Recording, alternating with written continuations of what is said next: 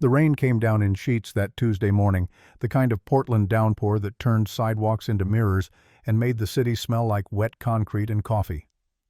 Nathaniel Blackwell sat in his usual corner at Evergreen Coffee Roaster's third table, from the window flannel shirt rolled to his elbows, reading a paperback thriller he'd picked up at Powell's for $6. The Dell laptop in front of him looked like it had survived a decade of coffee shops and airport security lines, scratched silver casing a few keys worn smooth from use.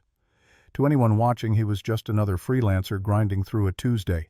Maybe a graphic designer, maybe a copywriter scraping by on Upwork gigs. The kind of guy who nursed a single Americano for 3 hours and left a $1 tip because that's all the budget allowed. The laptop screen told a different story. Bloomberg Terminal flickered with real-time data. Tesla up 2.3% position value, $340 million. Zoom holding steady portfolio stake worth $180 million. Databricks Series F closed returns projected at 340% over 18 months. The email notification in the corner came from an address most Silicon Valley founders would kill to have CFO at blackwellcapital.com. Subject line: Q4 portfolio performance, $2.31 billion total assets under management. Nate closed it without reading past the preview. He'd checked the full report tonight from the actual office in Palo Alto, wearing the Tom Ford suit that cost more than most people's monthly rent. Right now, he was just a guy in a coffee shop, and that version of himself felt more honest than anything waiting for him in California. 6 years. That's how long he'd been splitting his life down the middle like this. 6 years since he'd learned the hard way that wealth could destroy the people you loved most. 6 years of living small, loving carefully, and trusting no one with the full truth. The barista college-age kid with a nose ring and a philosophy degree he probably regretted stopped by to refill Nate's water glass. "You're here early today, flannel guy. Usually you roll in around 8:30. Nate glanced at his watch. 7:45. He had been early. "Couldn't sleep." "I feel that. Mercury's in retrograde or whatever." The kid moved on to the next table and Nate went back to his book. But he couldn't focus. He kept glancing at the door, and he kept catching himself glancing at the door, and he kept wondering when exactly this Tuesday-Thursday routine had shifted from comfortable solitude to waiting. Waiting for her. At 8:32 he checked, because apparently he was that pathetic. Now the door opened and Margot walked in. No umbrella despite the rain. Hair in a ponytail wet at the edges. Gray pullover sweater that looked like it came from Target jeans, with a small tear at the knee that seemed accidental rather than designer. She ordered black coffee, paid with crumpled bills from her pocket, and crossed to the table directly across from his. Didn't ask permission. Didn't make eye contact. Just set her bag down, pulled out a laptop that was somehow even more beat up than his, and opened it like she'd been sitting at that table for years. Nate looked up. Their eyes met for maybe 2 seconds. She had gray eyes. He'd noticed that the first time 4 weeks ago when this routine had started. Gray eyes, and the kind of tiredness that came from carrying weight nobody else could see. She gave him a small nod. He returned it. They both went back to their work. This was how it went. Tuesdays and Thursdays, 8:30 until noon. 2 people occupying the same quiet space without needing to fill it with performance or small talk or the exhausting work of being interesting to strangers. Week 1, they hadn't spoken at all. Week 2, she'd borrowed his phone charger and said thank you. Week 3, they'd both reached for the same sugar packet at the condiment bar, and she'd laughed this small surprised sound and said, "You can have it. I probably don't need the extra sweetness in my life anyway." That had been the first crack in the silence. Week 4, her laptop died halfway through whatever she was working on. She'd sighed, stared out the window at the rain, and the words had come out like she'd been holding them in for months. "Do you ever feel like the world is just exhausting?" Nate had set his book down, looked at this woman who'd been showing up like clockwork for a month, who clearly needed the same kind of quiet refuge he did. Every single day. She'd smiled then. A real smile, not the customer service version people defaulted to. "Good. I thought it was just me." That had opened the door. Not wide, just a crack. But enough. They'd started talking in short bursts. About books. About the particular quality of Portland rain that somehow felt heavier than rain anywhere else. About the Thai food cart on Burnside that everyone raved about but was honestly just okay. Safe topics. Surface level. The kind of conversations you could walk away from without revealing anything that mattered. She'd introduced herself in week 5. "I'm Margot. I work in real estate development." Vague enough to mean anything, specific enough to sound true. "Nathaniel. People call me Nate. Financial consulting." Also vague, also true technically. He did consult on financial matters. Just happened that those consultations involved moving around hundreds of millions of dollars, and the people seeking his advice were Fortune 500 CEOs. They never asked each other the questions that would have exposed the truth. "What firm do you work for? Where exactly do you live? Are you married? Kids? What's your last name?" Nate told himself it was because they both valued privacy. But late at night, in his modest 2-bedroom apartment in the Pearl District, he knew the real reason he liked not knowing. Liked that she couldn't Google him and find the Forbes profile, the TechCrunch articles calling him the Oracle for his uncanny ability to spot unicorns before anyone else saw potential. And maybe this was the part he didn't want to examine too closely. Maybe she was hiding too. By week 8, they'd graduated from coffee shop conversations to actual plans. She'd mentioned a new Thai place on Division, made a joke about finally finding something better than the mediocre food cart. And then, almost like the words surprised her, asked if he wanted to check it out Friday night. He'd said yes before he could think about all the reasons he shouldn't. The restaurant had been small, crowded, the kind of place where you ordered at the counter and they brought food to your table on plastic trays. They'd split the bill exactly down the middle because she'd insisted, and she'd paid her half with a credit card that briefly showed before she tucked it away, M. Ashcroft. Not Margot Smith or Margot Johnson. Ashcroft. Nate had filed that away, hadn't mentioned it, hadn't searched it on his phone the minute he got home because that would have been a violation of whatever unspoken agreement they had going.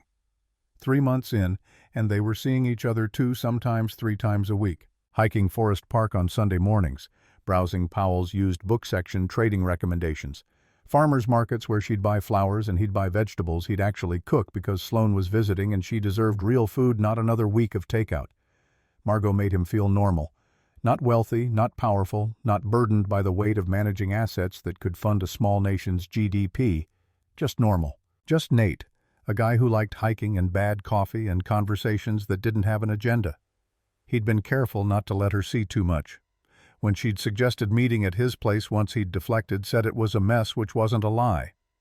The apartment looked exactly like what a middle-class consultant could afford. IKEA furniture, Goodwill bookshelves, a kitchen table he'd bought off Craigslist for $40. What she didn't see was the hidden room behind the bedroom closet. The walk-in safe where he kept pieces of his old life artwork worth millions, watches that cost more than cars, jewelry he couldn't bear to sell but couldn't wear either. All of it locked away. All of it irrelevant to the life he was trying to build. January brought a complication he hadn't planned for. Sloane's flight from San Francisco got delayed, winter storm typical, and she'd texted saying she'd grab a rideshare straight to Evergreen instead of meeting him at the apartment. Nate had been there with Margot halfway through a conversation about whether Die Hard counted as a Christmas movie when his 14-year-old daughter walked through the door in a North Face jacket that had definitely been her grandmother's idea, not his. Margot had looked up confused, and Nate had felt his carefully constructed worlds collide. "Margot, this is my daughter, Sloane. Sloane, this is Margot, a friend of mine." Sloane had those eyes. The ones that saw everything processed, everything called bullshit, on everything. She'd shaken Margot's hand like a tiny adult. "Nice to meet you, Margot. Dad talks about you." After Sloane excused herself to the bathroom, Margot's voice had gone quiet. "You never mentioned you had a daughter." "It's complicated. Shared custody. She lives with her grandparents in San Francisco half the time. Her mom—" The pause had been too long, long enough for Margot to piece it together. "Passed away 6 years ago." Margot's hand had covered his on the table. Warm, steady. No pity in her eyes, just understanding. "I'm so sorry." She hadn't asked for details, hadn't pushed. And Nate had been grateful because explaining loss, explaining how someone could be there one day and gone the next, how grief and guilt could tangle together until you couldn't tell them apart, that required energy he didn't have. Sloane had approved, of course. Later at the apartment, while he made dinner, and she did homework at the kitchen table. "She seems normal, Dad, like actually normal, not trying to impress you or figure out what you're worth." "How would you even know if someone was doing that?" "Because I've watched people do it my whole life. They ask about your investments, about the companies you funded, about whether you know anyone at Google or Facebook. Margot asked if you'd read the new Celeste Ng book. That's different. Smart kid. Too smart. You really like her? I do. Does she know about... Sloane had gestured vaguely at the apartment, implying everything beyond it. The real life. The money. The empire he'd built and then walked away from. No. Are you going to tell her? I don't know yet. February brought the invitation. Margot hadn't shown up at Evergreen for 5 days straight. No text, no explanation. And Nate realized with uncomfortable clarity that he didn't have enough information to track her down, even if he wanted to. No address, no phone number. They'd communicated through a couple of Instagram DMs, but her profile was private, no last name visible. She could have disappeared completely, and he would have had no way to find her. That thought sat wrong in his chest. When she finally walked in the following Tuesday, she looked different. Hair styled instead of in a ponytail, light makeup, a blazer over dark jeans instead of her usual sweater. She looked like someone important, and that shift made something in Nate's stomach tighten. She set a cream envelope on the table between them. Heavy paper, embossed lettering. I need to ask you something, and you can absolutely say no. Nate closed his laptop, giving her full attention. My sister is getting married, in 3 weeks, San Francisco. My whole family will be there and I... She paused, choosing words carefully. I don't want to go alone. The request landed with more weight than she probably intended. 3 weeks was soon. San Francisco was his old territory, his old life, and whole family at a wedding meant wealth, meant scrutiny, meant exactly the kind of performance he'd spent 6 years avoiding. But he looked at Margot, this woman who'd somehow become the most honest part of his week, despite the fact that neither of them had been fully honest, and saw the same fear he carried. I know it's a lot to ask. I know we've only been seeing each other a few months, but I feel like I can breathe when I'm around you. I don't feel that way around anyone else. There it was. The thing neither of them had said out loud yet. That this mattered. That it was more than coffee shop companionship and farmers market Sundays. Every instinct screamed at him to decline, to protect the bubble they'd built, to avoid the exposure that came with walking into a wealthy family's wedding as the date of someone who clearly wasn't telling him everything about who she was. But maybe that was the point. Maybe she was running from the same things he was. Okay, I'll go with you. Relief flooded her face. You don't have to dress up or anything. Just be yourself. That's all I need. Be himself. If only it were that simple. 3 days before the wedding, Margot forwarded him a text from someone named Imogen, her sister presumably. Looking forward to meeting your guest. Took the liberty of sending some wardrobe suggestions just so he feels comfortable. These events can be formal. Below the message, links to Neiman Marcus. Armani tuxedo $5,000. Tom Ford suit $7,000. Brioni 3-piece $6,500. Nate stared at his phone. He owned all of these suits. Had versions hanging in his Palo Alto closet that cost twice as much. But Margot didn't know that. When they met for coffee the next morning, her jaw was tight. My sister is testing you. Testing us. I'll wear what I always wear. If that's a problem, that's their problem. Something flickered in her eyes. Gratitude, maybe? Or recognition that he understood the game being played. They're going to judge you. I've been judged before. I can handle it. He could handle it. Question was whether she could handle what came after. The drive to San Francisco took 7 hours. Margot drove a Mercedes sedan, older model, well-maintained but not flashy. They talked about music, about the California coastline, about everything except the event they were driving toward. But as they crossed the Golden Gate Bridge and the city spread out before them, Nate felt his old life closing in. The office was 12 miles southeast, the penthouse he still technically owned 15 miles north, the world where everyone knew his name and his net worth and treated him accordingly. He'd avoided San Francisco for 6 years. Coming back felt like walking into a trap of his own making. Ashcroft Manor sat in Pacific Heights, which told Nate everything he needed to know before they even pulled into the circular driveway. Old money. Real estate old money specifically, the kind built on owning half the city before tech money showed up and pretended to invent wealth. The house was stone and glass classical architecture with modern updates, the kind of place that whispered exclusivity without needing to shout. Security at the gate had checked their names against a list. Valet parking. Guests in designer everything heading toward a ballroom that probably cost more to rent than Nate's apartment did annually. Margot's hands were tight on the steering wheel even after she'd turned off the engine. "You okay? This is my family. This is where I come from. I just wanted you to see it before we go in, before you see me in context and realize I'm not who you thought I was." The honesty in that statement cut both ways, but Nate didn't say so. "I'm still here. Whatever happens in there, I'm here." She nodded, didn't look convinced. The ballroom held 200 people easy. Crystal chandeliers, string quartet in the corner, champagne flowing from stations staffed by servers in bow ties. Everyone dressed like they'd raided the fall collection from Fashion Week. Nate wore his Men's Warehouse suit, $450, bought specifically for occasions like this. Decent quality, looked fine. But walking into this room, he could feel the price difference in the fabric, see the subtle difference in how the suits around him were tailored. People noticed. Of course they noticed. Margot's hand found his squeezed once, then let go as a woman approached. Late 60s silver hair in a perfect French twist posture like a ballet instructor had trained it into her spine. "Darling, you look lovely." The woman's eyes flicked to Nate. Assessed, categorized, dismissed, all in under 3 seconds. "And you must be Nathaniel." "Yes, ma'am. Nate Blackwell. Thank you for having me. Eloise Ashcroft, Margot's mother. Welcome to our home." The smile didn't reach her eyes. Professional courtesy masquerading as warmth. "What is it you do, Nathaniel?" "Financial consulting. Independent. Various clients." "I see. And you're based in Portland?" "Yes, ma'am." "Charming city. Very relaxed." The pause before relaxed said everything. Translation: not ambitious, not serious, not worthy. Margot's voice cut in tight. "Mother, we should find our seats." "Of course. Nathaniel, I hope you enjoy the ceremony." Eloise glided away, leaving a wake of expensive perfume and subtle judgment. They found their seats third row, not family row, which Nate noted, and the ceremony began.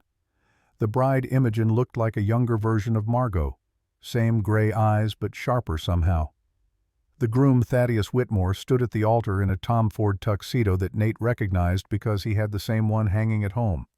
Thad looked confident, successful, the kind of man who'd built something and wasn't afraid to show it. The officiant began the standard words. Love, commitment, partnership. The guests settled into reverent silence. And then Thad looked up. It wasn't dramatic. No sudden gasp, no visible shock. Just his eyes scanning the crowd, probably habit people who'd built businesses learned to read rooms, and landing on Nate. Their eyes met. Held. Something changed in Thad's expression. Recognition flickering behind his eyes, brain processing connecting dots that shouldn't have connected. The officiant kept talking. Imogen noticed her groom had gone still. "Thad?" He didn't respond, just stared at Nate like he'd seen a ghost. And then Thaddeus Whitmore stepped back from the altar, didn't kiss his bride, didn't finish the ceremony, just stepped back, walked down the 3 steps, and moved directly toward Nate's row. 200 people went silent. Margot's hand found Nate's arm, confused and frightened. "What's happening?" Nate knew. He'd known the moment their eyes met. Known what was about to happen, and known there was no way to stop it. Thad stopped in front of their row, looked directly at Nate with an expression that was equal parts awe and gratitude and disbelief. "Mr. Blackwell." His voice carried in the silence. "Nathaniel Blackwell, Obsidian Holdings." Every phone in the room would be out within seconds. Every person would be Googling. The careful life Nate had built, the anonymity he'd cultivated, all of it about to shatter because a man he'd helped 3 years ago was standing at his own wedding saying Nate's name like a prayer. Margot's grip on his arm went from confused to desperate. Thad turned to address the crowd, voice shaking with emotion. 3 years ago, when Whitmore Biotech was dying, when every investor in Silicon Valley laughed me out of their office, one person believed in me. One person gave me $22 million when no one else would risk a dime. The whispers started, low, spreading like fire. Thad pointed at Nate. "This man, Nathaniel Blackwell, he's the reason I'm standing here today. He's the reason any of this is possible." Phones came out. Searches happened in real time. Wikipedia, Forbes, TechCrunch, all of it loading simultaneously across 200 devices. Someone near the back said it first loud enough to carry Nathaniel Blackwell. Net worth $2.3 billion. Early investor in Tesla Zoom Databricks. Jesus Christ, that's the oracle. Margot turned to him, face drained of color. What is he talking about? Nate stood because sitting felt wrong now. Standing felt wrong too, but at least it gave him the illusion of control. Margot, I can explain. Her hand dropped from his arm like he'd burned her. Obsidian Holdings. You're an investor. She couldn't get the word out. Someone else said it for her. Billionaire. He's worth over $2 billion. The woman saying it was reading from her phone voice, carrying that particular tone of scandal and excitement. Margot stood now too, backing away from him into the aisle. You're a billionaire, and you let me think. Margot, please, you lied to me. I didn't lie, I just didn't tell you everything. That's the same thing, Nate. Her voice broke on his name, tears starting mascara that she'd carefully applied, threatening to run. The whole ballroom watched. 200 witnesses to the moment everything fell apart. Eloise Ashcroft was moving toward them now, expression transformed. The dismissal gone, replaced by something that made Nate's stomach turn. Calculation. Opportunity. Mr. Blackwell, if I had any idea— You didn't need to know who I was, Mrs. Ashcroft. You just needed to treat me with basic respect. The words came out colder than he'd intended, but Margot was already moving, already running toward the exit, hand over her mouth, clearly trying not to sob in front of everyone. Nate moved to follow, but the crowd had shifted, people wanting to introduce themselves, shake his hand, tell him about their startups or their portfolios or their daughters who were single and successful and would love to meet him. By the time he pushed through to the terrace, Margot was standing at the railing, shoulders shaking, staring out at the San Francisco skyline like it held answers. Margot, don't. She didn't turn. Just don't. Please let me explain. She spun to face him, and the devastation on her face hit harder than any words could. Explain what, Nate? That you're worth $2 billion and you let me think you were some struggling consultant, that you drove a Honda Civic and wore cheap suits and pretended to be normal while I— Her voice cracked. While I fell in love with someone who doesn't even exist. The last part came out barely above a whisper, but it landed like a gunshot. She'd said it, the thing they'd been dancing around for months. And she'd said it in past tense. Fell, not falling. Fell, as in over, done, finished before it even really began. Nate's throat went dry. The words hung between them, sharp and final, and he had no idea how to take them back or fix them or make any of this right. It wasn't a game, Margot. I wasn't playing poor to see how you'd react. She laughed, bitter and broken. Then what were you doing? Because from where I'm standing, you spent 4 months lying to me about who you are. I live in that apartment. I drive that car. I wear those clothes. That is who I am. No. She shook her head, tears tracking down her cheeks now. That's who you pretend to be. There's a difference. The terrace doors opened behind them, guests spilling out, drawn by drama like moths to flame. Nate could feel their stares, hear the whispered speculation. His hands curled into fists. Can we go somewhere private? Please. Margot looked past him at the growing audience, seemed to calculate the cost of making this scene bigger than it already was. There's a study, East Wing. No one will bother us there. She walked past him without waiting for confirmation, and he followed. The study was all dark wood and leather, floor-to-ceiling bookshelves that looked like they'd been imported from some English manor. Margot closed the door, leaned against it like she needed the support. Nate took a breath. This was it. The moment he'd been avoiding for 6 years. Full honesty, complete vulnerability, and the terrifying possibility that it still wouldn't be enough. My wife died 6 years ago. The words came out steady, but his hands shook slightly. He clasped them together. Margot's expression shifted. Still hurt, still angry, but listening. Vivian. We met at Stanford, built Blackwell Capital together from nothing. Made our first $1 million before we were 30. Had Sloan when I was 34. By the time I was 36, we had $800 million and a marriage that was falling apart. He moved to the window. Couldn't look at her while he said this part. She changed. Or maybe I changed. Or maybe the money changed both of us, and we just changed in different directions. She wanted private jets and galas and a house in Pacific Heights that cost more than most people make in 10 lifetimes. She wanted Sloane raised knowing she was important, special, different from regular kids. The view from the study overlooked the garden. Fairy lights strung between trees, guests beginning to filter back toward the reception despite the disrupted ceremony. I wanted to build something that mattered, something Sloane could be proud of that wasn't just acquisition and status and keeping up with people who didn't actually care about us. We fought about it constantly. The money became this wedge between us. She thought I was ashamed of success. I thought she was becoming someone I didn't recognize. His reflection stared back from the dark window glass. 2 weeks before she died, we had our worst fight. She told me I was punishing Sloane with my working-class fantasy, that our daughter deserved Chateau Marmont, not Holiday Inn, that she deserved to grow up in the world we could afford to give her, not the world I was trying to force on everyone out of some misguided sense of guilt. Margot had moved closer. He could see her reflection beside his in the glass. I told her the money didn't matter, that character mattered, values mattered, being a good person mattered. She laughed and said I was naive, that in the real world money was the only thing that separated winners from losers. He turned to face her now. 2 weeks later, she died at a gala. Hemorrhagic stroke. Collapsed in front of 300 people who cared more about getting the right Instagram shot than calling an ambulance fast enough. And I stood at her funeral and realized I'd spent our entire marriage not knowing if she loved me or if she loved what I could provide. That question haunted me, kept me up at night, made me wonder if I'd ever be able to trust anyone again. The pain in his voice was raw, undisguised. So I decided if I ever fell in love again, I'd know for certain. I'd strip away all the money and status and performance. I'd be just Nate, a guy in a coffee shop with a laptop and a book. And if someone fell in love with that version of me, then I'd know it was real. I'd know they weren't chasing wealth or status or what I could do for them.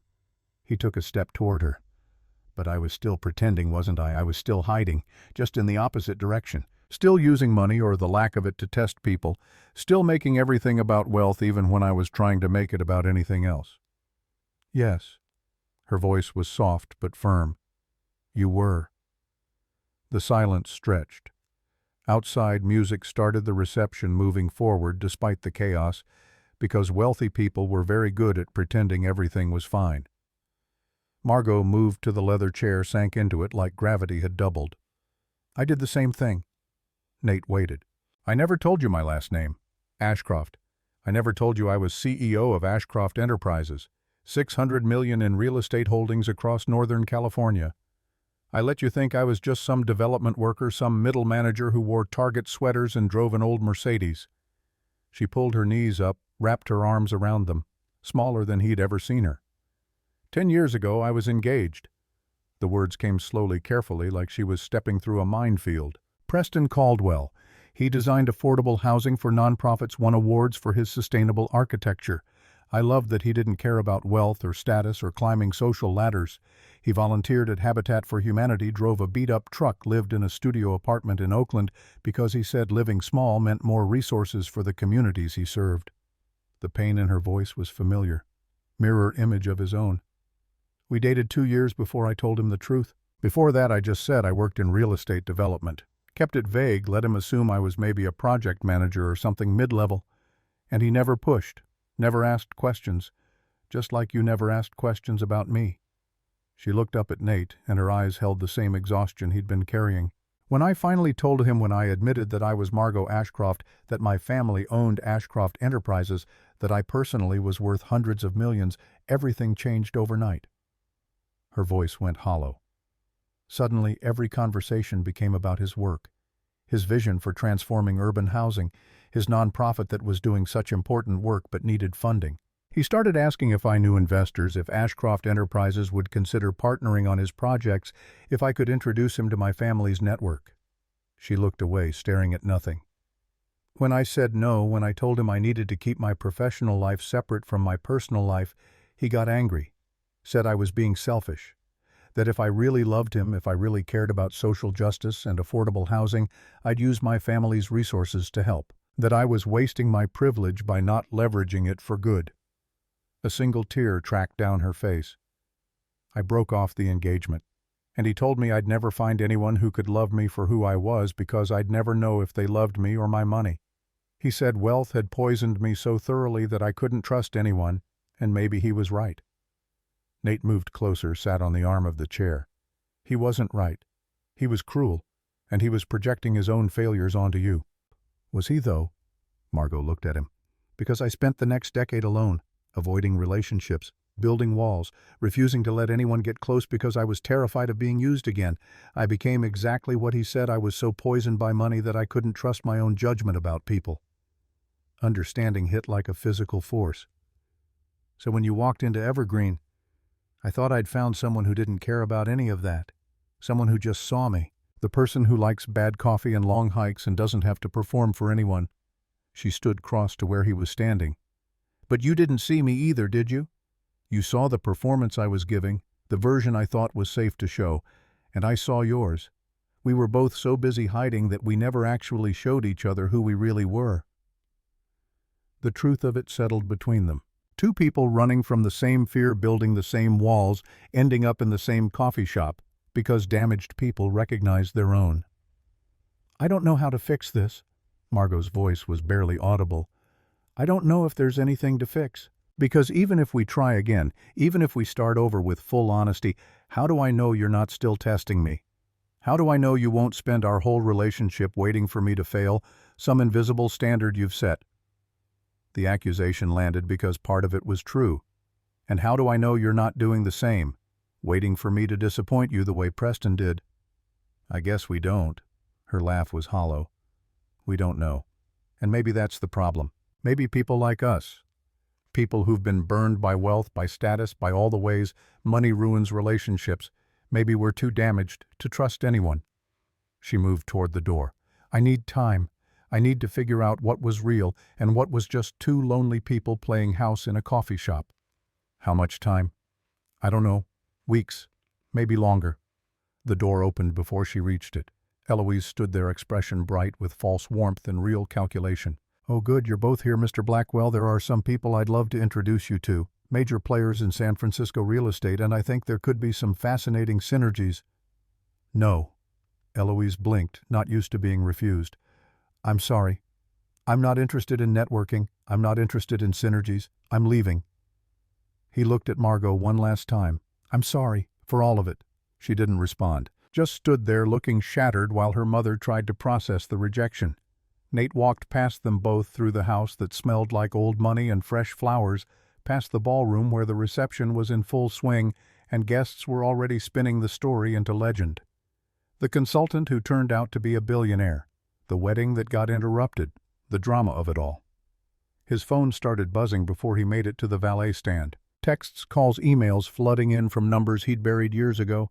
Tech journalists, investment partners, people who'd gotten his contact information from people who'd gotten it from people who remembered when Nathaniel Blackwell used to take meetings. He powered it off, called an Uber on his tablet. Instead, the valet had Margot's Mercedes keys, and he wasn't about to ask her for a ride after that conversation. The driver who picked him up was a college student working weekend nights to pay tuition. Didn't recognize Nate, didn't care about billionaires or drama or any of it. Just asked if he wanted aux cord access for the 2-hour drive back to Portland.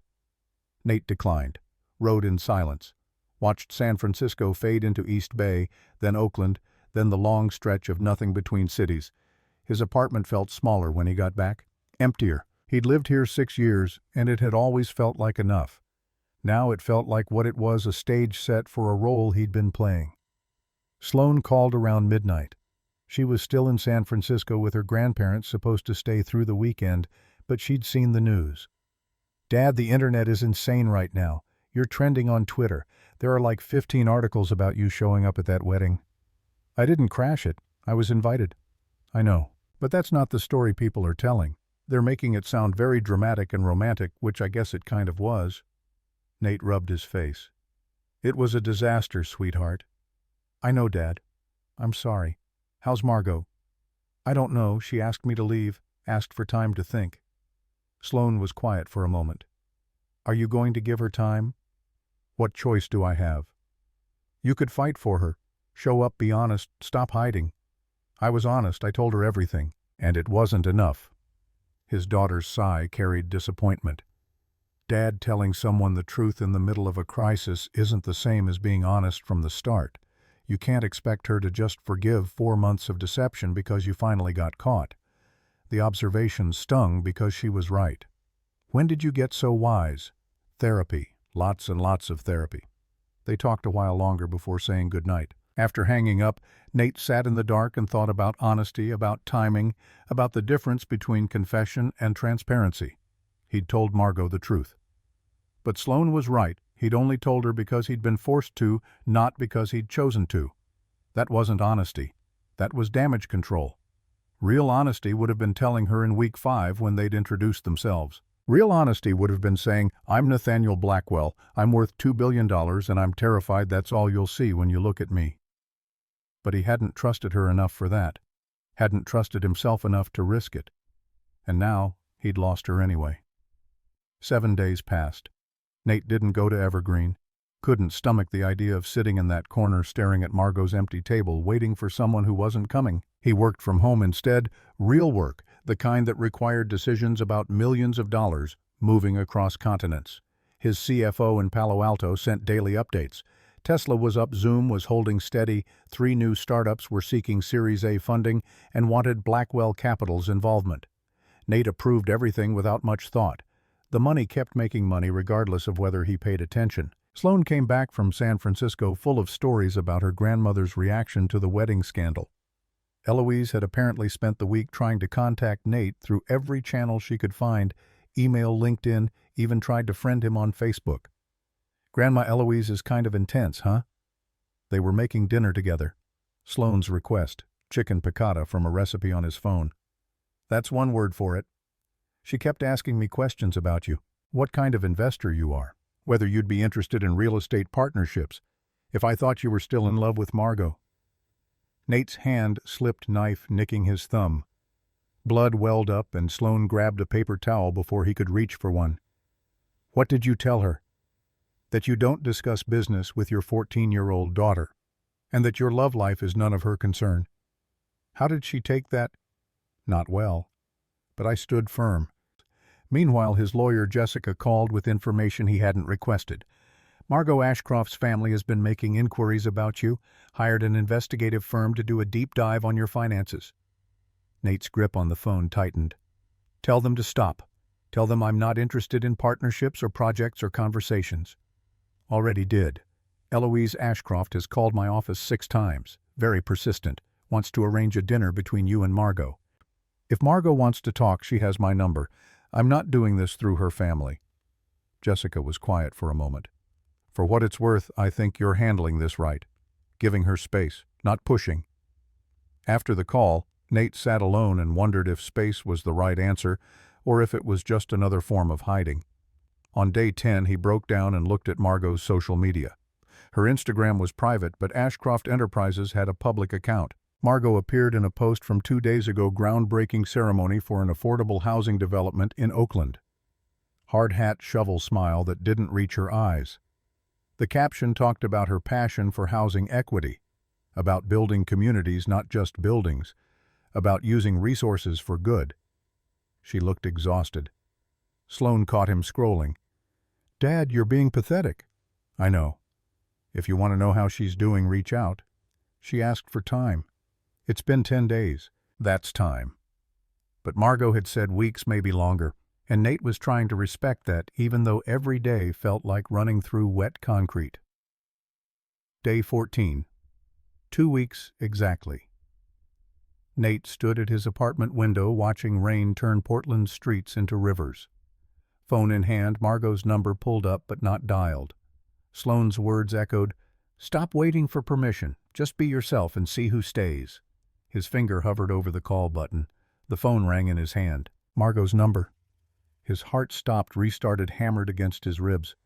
"Hello? I'm outside your building." No preamble. No explanation. Just those 4 words. Nate was moving before he'd consciously decided to. Down the stairs, through the lobby, pushing through the front door into rain that soaked through his shirt instantly. She stood on the sidewalk 20 feet away. Hair plastered to her face, no umbrella, looking like she'd walked through the storm. Her car was parked at a meter, but she'd stopped here unable to make it those last few steps. I've been sitting in my car for an hour trying to figure out what to say. Rain poured between them. You don't have to say anything. Come inside. If I come inside, I'll lose my nerve. So I'm saying this now here. Traffic splashed past. A bus hissed to a stop at the corner. Margot took a shaking breath. I called Preston 2 days ago. First time I'd spoken to him in 8 years. The name landed like a punch, but Nate stayed quiet. I needed to know if I'd been wrong about him. If maybe I'd overreacted, if maybe he really had cared about me, and I just couldn't see it. She wrapped her arms around herself, shivering. We talked for maybe 20 minutes, and you know what the first thing out of his mouth was after asking how I was doing? Nate could guess, but he let her tell it. He asked if Ashcroft Enterprises was hiring, said he had some connections I might find useful, wanted to pitch me on a partnership for a development project he'd been conceptualizing. Her laugh was bitter. 8 years. And within 5 minutes he was networking. So no, I wasn't wrong about him. He never loved me. He loved what I represented, what I could do for his career. A car honked, swerving around them. But here's what I realized. I did the exact same thing to you. The second I found out you were wealthy, I assumed the worst. Assumed you were testing me, using me, playing games. Because that's what I learned to expect from everyone. She met his eyes, and hers were red from more than rain. I'm sorry. I'm sorry I didn't trust you. I'm sorry I ran instead of listening. I'm sorry I wasted 2 weeks being angry when I should have been trying to understand. Margot, let me finish, please. He nodded. You were right when you said you live in that apartment, drive that car, wear those clothes. That is who you are. The money is just something you have, not something you are. And I couldn't see the difference because I've spent my whole life being defined by my bank account instead of my character. She took a step closer. I don't want to do that anymore. I don't want to judge people by their wealth. I don't want to assume everyone has an agenda. And I don't want to lose you because I was too scared to trust that what we had was real. Hope sparked in Nate's chest, fragile and terrifying. Can we try this again? Honestly, this time, no hiding, no testing, no performances, just 2 complicated people who are trying to be better than their worst fears about themselves. The rain was cold. The street was loud. A dozen reasons existed to say no, to protect himself, to avoid getting hurt again. Nate said yes anyway. Okay, yes, let's try. She closed the distance between them, and he pulled her into his arms. She was soaking wet and shivering and perfect. We're going to mess this up sometimes. Probably. But maybe we can mess up together instead of separately. They stood in the rain holding each other, and Nate felt something unlock in his chest. Permission to stop hiding, permission to be fully seen. Can we please go inside now? I'm freezing. He laughed, really laughed for the first time in 2 weeks. Yeah, come on. Inside his apartment they stood dripping on the hardwood, creating puddles. Nate grabbed towels from the bathroom, handed her one. She pressed it to her face, and when she emerged, makeup-smeared, hair wild, she looked more like the Margot from Evergreen than the CEO from the wedding. Your apartment really is this small. I wasn't lying about how I live. She walked through the space slowly. Kitchen barely big enough for 1 person. Living room with the Craigslist couch and Goodwill bookshelves. The bedroom visible through the half-open door with its IKEA furniture. Why, though you could afford... She gestured at the ceiling, implying penthouses and everything he'd walked away from. Because after Vivian died, I realized I'd been living in houses that felt like museums. Beautiful, expensive, empty. This place feels like home. Margot sank onto the couch, pulled her knees up. The towel around her shoulders made her look younger. I have something to tell you, too. About why I really understand what you did. Why I was hiding. Nate sat beside her, waiting. I quit Ashcroft Enterprises yesterday, resigned as CEO, told my mother I was done pretending to want a life I never chose. The confession landed heavy. Margot, that's your family's legacy. It's my father's legacy, not mine. He built that company because he loved architecture and construction. I don't love any of that. I love advocacy work, fighting for people who get priced out of cities because developers prioritize profit over people. Pain flickered across her face. The irony is, I became the thing I hate. My dad died 3 years ago, and Mom begged me to take over. Said she couldn't run it alone, said Imogen was too young, said someone had to preserve what he built. So I did, and I've been miserable ever since. What did your mother say? That I was throwing away everything Dad worked for, that I was selfish and ungrateful, that at least if I'd stayed with you and married you, the family would have gained something valuable, but walking away from both, that was just destructive. Nate felt cold settle in his chest. She wanted you to marry me for business connections. She was very clear about it. Spent 2 weeks sending articles about power couples and strategic partnerships. Even suggested we could merge Ashcroft and Blackwell into some kind of empire. The calculation made him sick. I'm sorry you had to deal with that. Don't be. It clarified everything.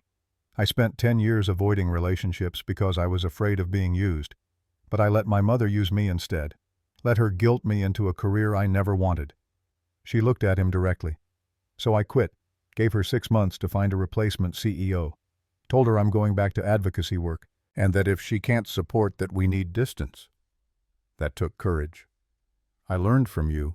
Watching you walk away from everyone at that wedding, refusing to network or perform or be what they wanted, that was brave.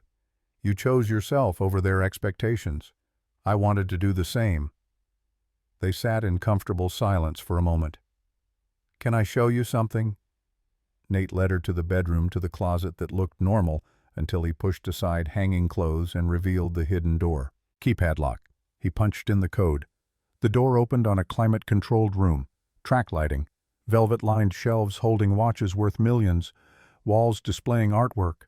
A safe containing jewelry and all the evidence of wealth he'd kept locked away. Margot stepped inside, eyes wide. This is what I've been hiding. Not just the money itself, but this. These pieces of my life I was ashamed of. Vivian's jewelry that I couldn't sell but couldn't wear. Art I bought because other billionaires had similar pieces. Watches I've worn maybe 3 times total. He picked up the Patek Philippe Grandmaster chime. This is worth $2.5 million. I bought it because someone told me it was a good investment. Now it sits in a box because I'm terrified to wear it anywhere. Margot touched a small painting on the wall. This is a Monet. Yeah, Vivian loved Impressionists. I kept it after she died, but I couldn't look at it, so I locked it away. She turned to face him. You're not hiding from wealth, Nate. You're hiding from grief. From the guilt of surviving when she didn't.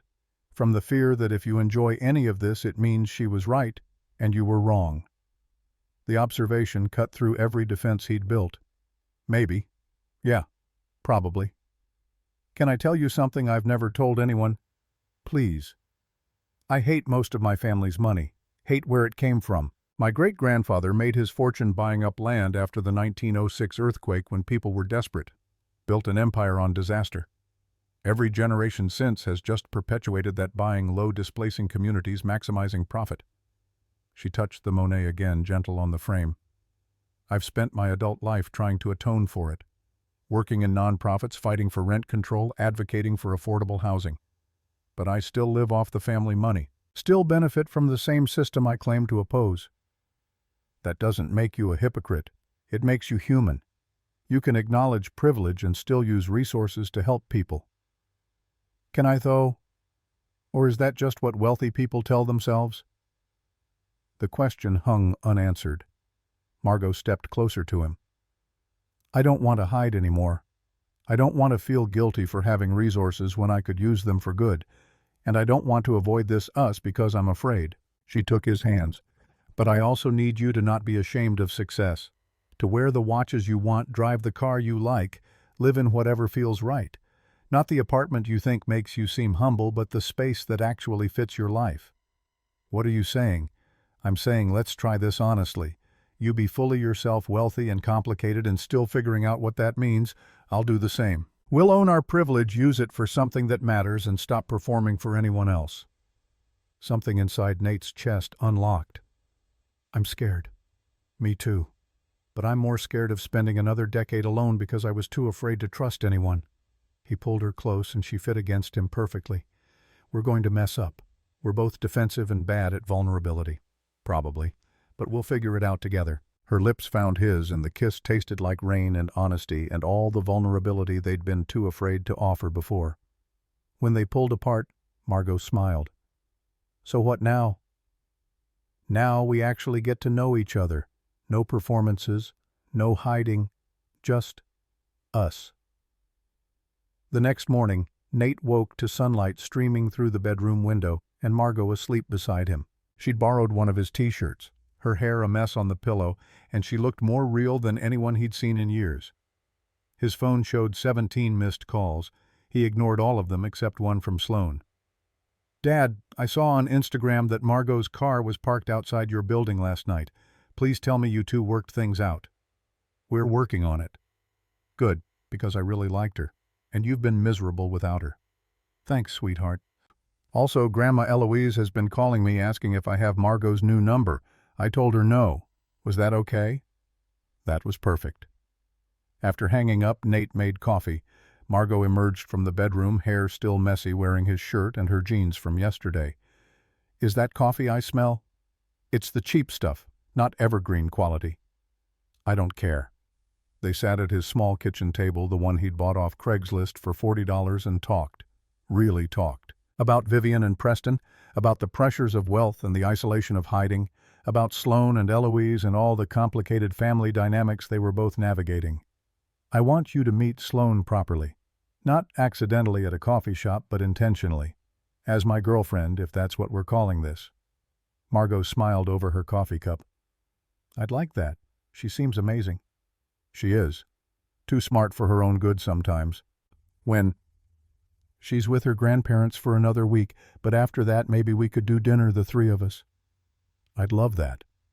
They spent the day together. Walked through the rain to Powell's browsed books without agenda. Ate lunch at a food cart.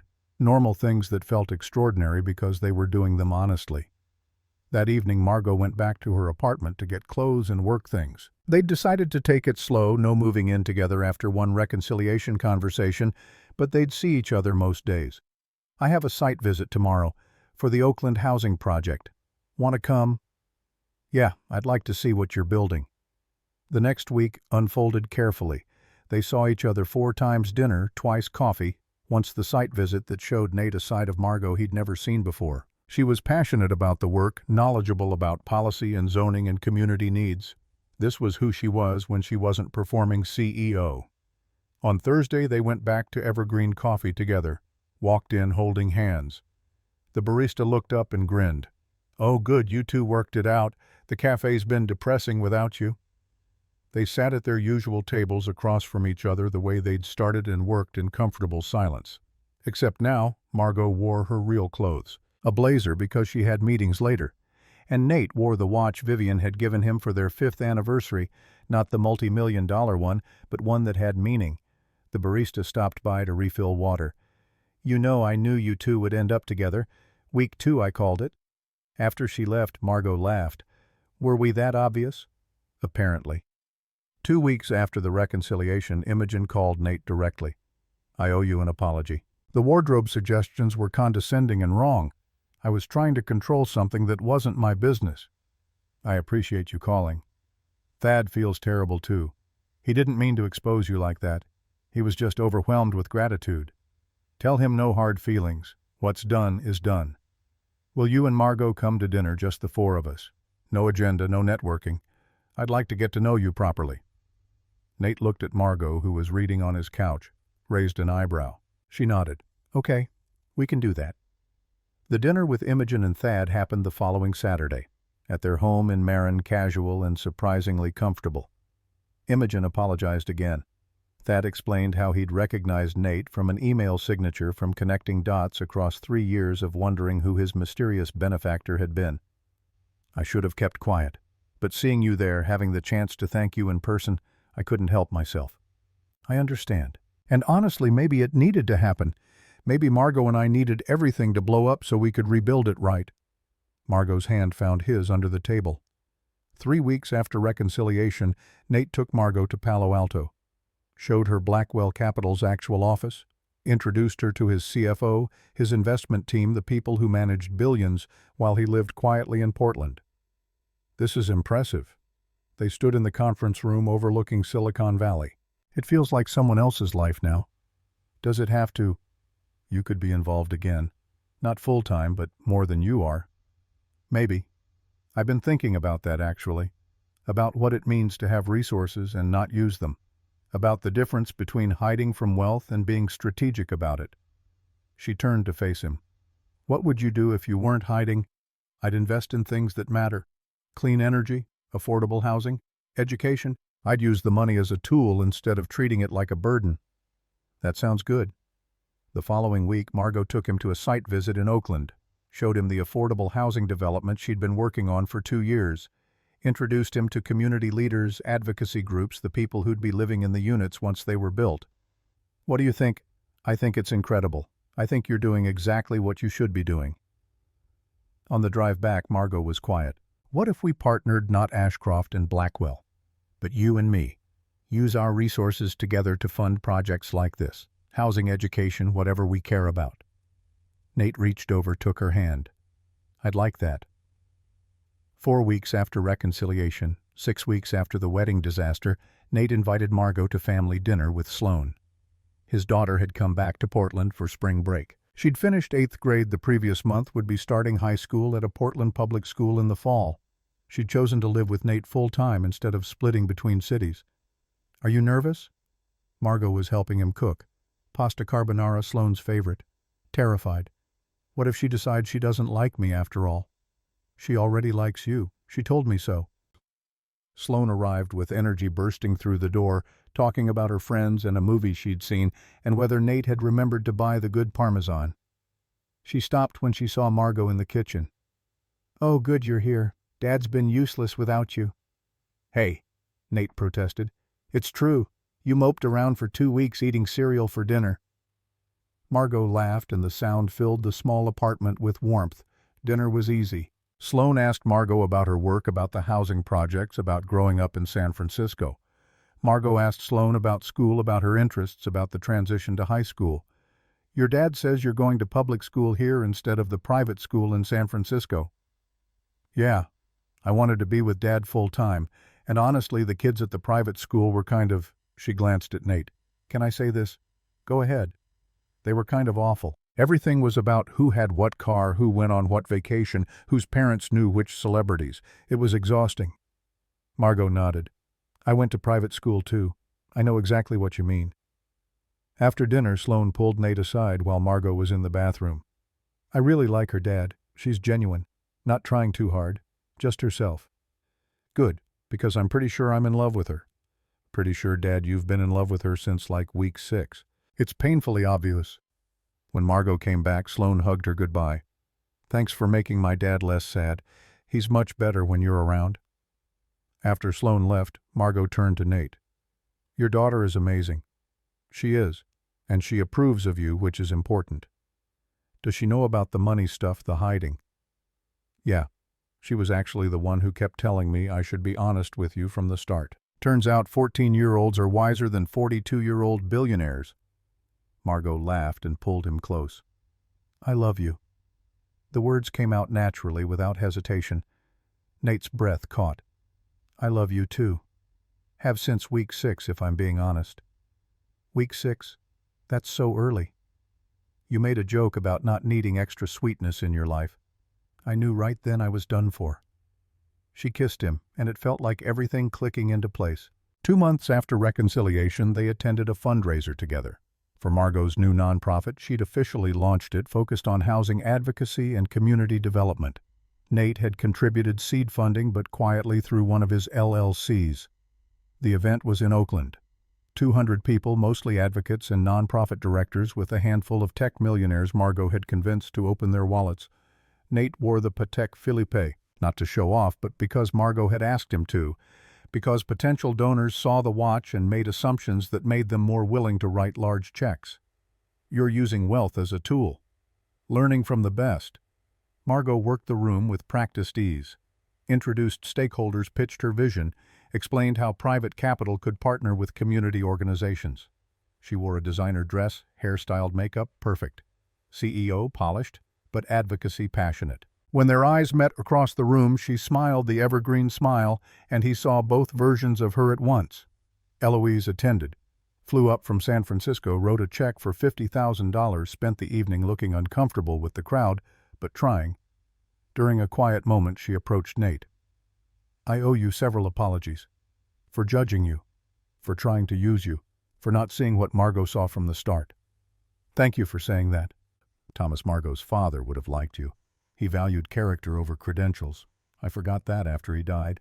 Became someone he wouldn't have recognized. She looked across the room to where Margot was talking with a city council member. She's happy. Happier than I've seen her in years. I may not understand all her choices, but I'm trying to respect them. That's all anyone can ask.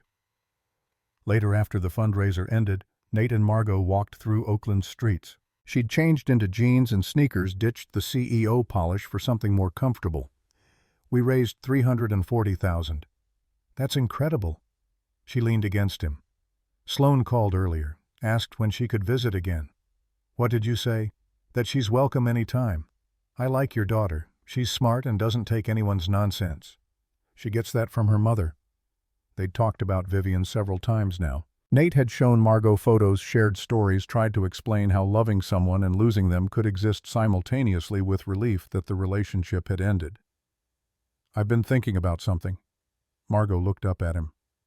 I want to move out of the Pearl District apartment. Not because I'm ashamed of it, but because it doesn't fit anymore. I need space for Sloan full-time. Space for you when you're there. Space for all the parts of my life. What are you thinking? Maybe a house, nothing ostentatious, but room to breathe. And maybe I could help you look, since I know real estate. He heard the unspoken question in her voice. I'd love that. And maybe while we're looking, you could start looking too, for something in Oakland closer to your work. Not the same place. Not yet, but maybe someday. She smiled. Someday sounds good. 3 months after reconciliation, they found their rhythm. Saw each other 4 or 5 times a week. Sloan visited every other weekend, staying in Nate's spare room but spending time with both of them. Nate had started being more involved with Blackwell Capital, not running day-to-day operations but directing investments toward clean energy and social impact, using wealth intentionally instead of hiding from it. Margot's nonprofit was growing. 3 projects in development partnerships with 4 major organizations and a waiting list of communities who wanted her help. They went back to Evergreen every Thursday morning. Their table, their routine, their comfortable silence. Except now the barista knew their real names, their real jobs, their real story. And she still called them flannel guy and ponytail lady anyway. Some things don't change. 4 months after reconciliation, Nate sold his Pearl District apartment and bought a house in Laurelhurst. 3 bedrooms, a yard space for Sloan and for the life he was actually living instead of the one he'd been performing. Margot helped him move. So did Sloan. So did Imogen and Thad, who'd become unexpected friends. This is nice, Dad. It feels like you. Sloan was right. It felt like him, not too big, not too small, just right for who he actually was. That night, after everyone had left and boxes still covered the floors, Nate and Margot sat on the back porch watching the sunset. I'm happy. Margot leaned against him. Me too. For the first time in 6 years, I'm not hiding. I'm not pretending. I'm just myself. And it's enough. It's more than enough. It's everything. He kissed the top of her head. Thank you for giving me a second chance, for seeing past the lies to what I was trying to protect. Thank you for trusting me with the truth, even when it was hard. They sat in comfortable silence watching Portland's sky turn orange and pink and purple, and Nate thought about futures and honesty and the revolutionary act of being fully seen. 5 months after reconciliation, 7 months after the disastrous wedding, Nate and Margot stood in Evergreen Coffee on a Thursday morning. Same corner tables. Same barista with the philosophy degree. Same comfortable silence punctuated by conversation. Except now they sat together instead of across from each other. Small shift, but it mattered. The barista stopped by with refills. You two are still disgustingly cute, but I'll allow it since you're my best customers. After she left, Margot looked at Nate over her coffee cup. I have something to tell you. His heart skipped. Okay. Eloise offered to sell me her shares of Ashcroft Enterprises. Said she wants to retire, move somewhere quieter. Asked if I wanted to buy her out and run the company the way I think it should be run. What did you say? I said no. Because I don't want to run Ashcroft Enterprises. I want to do advocacy work. But I suggested she sell to a consortium of affordable housing nonprofits. Turn the whole company into something that actually serves communities instead of extracting from them. Nate set down his cup. That's brilliant. What did she say? She said she'd think about it, which from my mother is practically a yes. I'm proud of you. I'm proud of us, for figuring out how to be wealthy and complicated and still good people, for not letting money define us even when it's part of our lives. She reached across the table, took his hand. I love you. I love you too. Outside, Portland rain started again. Inside, evergreen coffee smelled like espresso and possibility and new beginnings. Nate looked at Margot. This woman who'd walked into his life and changed everything just by sitting down without asking permission, and knew with absolute certainty that this was what he'd been searching for 6 years. Not perfection, not simplicity, not even certainty, just another complicated person willing to be honest about who they were, what they carried, and what they hoped to build together. That was more than enough. That was everything.